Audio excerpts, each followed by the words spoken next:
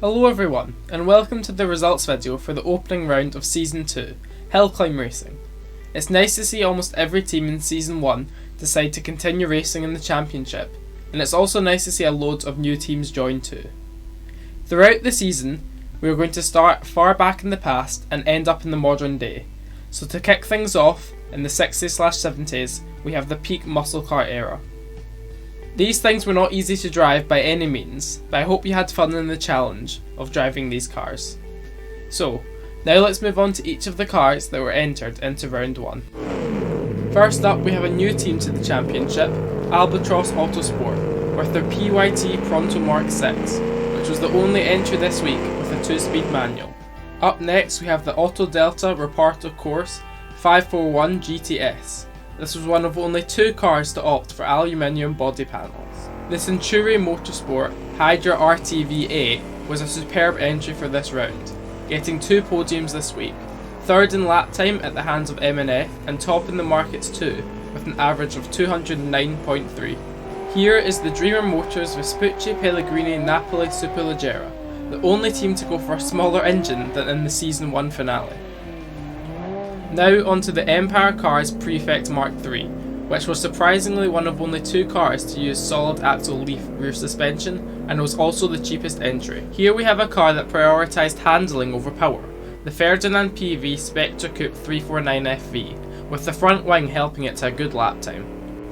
The Gano Geist Supersport HC managed 3 out of 4 podiums this round, 3rd place in the automation markets, and 2nd place in both automation scores and aesthetics, rounds off a typically good entry for Serpent, something we saw from him all of Season 1.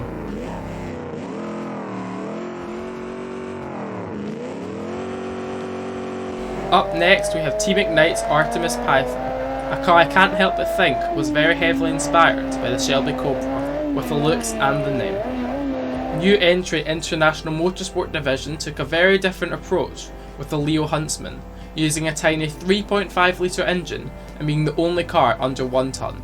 The Orb Automotive Chimera S took a different approach to most, with fiberglass panels, semi-trailing rear arm suspension and a 5 litre engine. Now we have a new entry with the driver from Canada.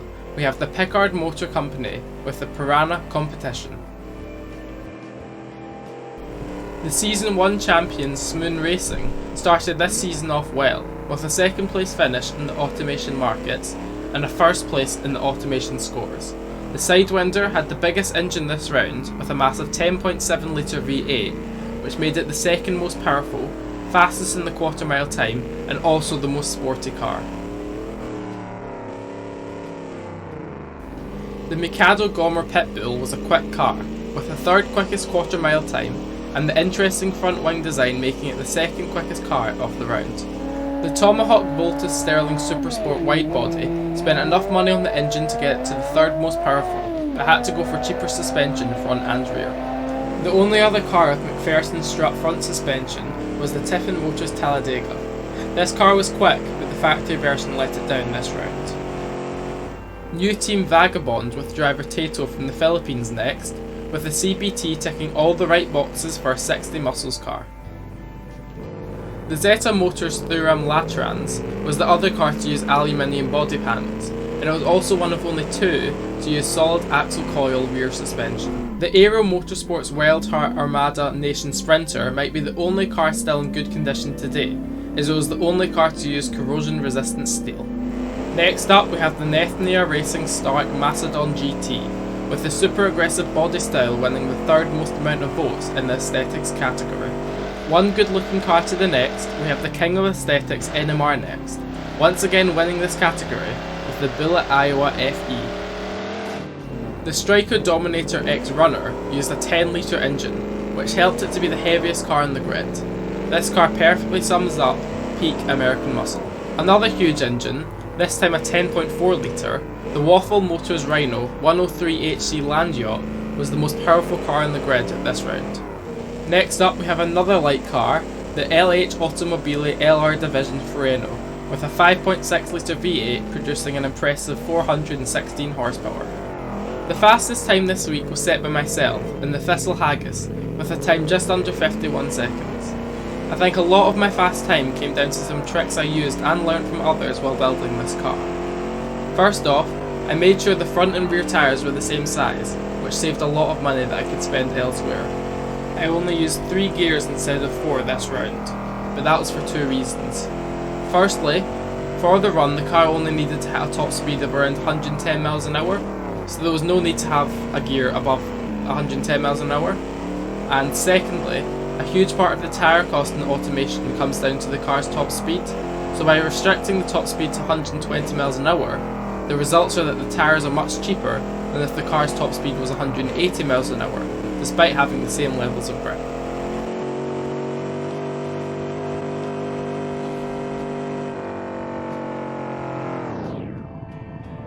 So here is how all the teams got on in their first round.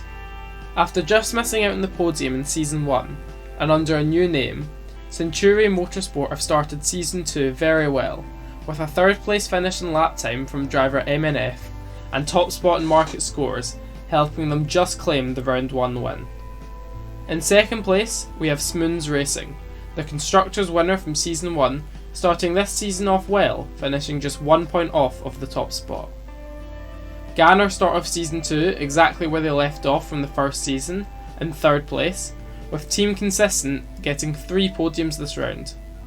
There is a gap down to myself in 4th place, with loads of teams right behind me, including newcomers Waffle Motors, who claimed 6th place in their entry into the championship. And further down the table, it was very tight this round too. I will be looking forward to seeing how each team will hopefully be battling for a target throughout the whole season, as we now have 24 teams involved, so there will always be at least a few teams close to you. Now onto the drivers' table. First off, I want to say how impressed I am at how global this championship has now become. With Tato joining from the Philippines, we now have 5 different continents involved, and now 16 different countries of drivers, which is just insane. This week, despite my car being pretty ugly and getting no aesthetics votes, it was bloody fast, and that was shown with both 1st and 2nd place spots coming to myself and my brother Alex. Maybe we could see some sibling rivalry this season.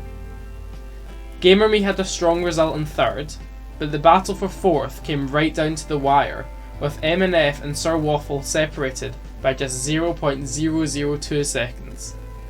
The Season 1 champion, Smoon Smithy, had a tough start to life in the new season, managing 8th place.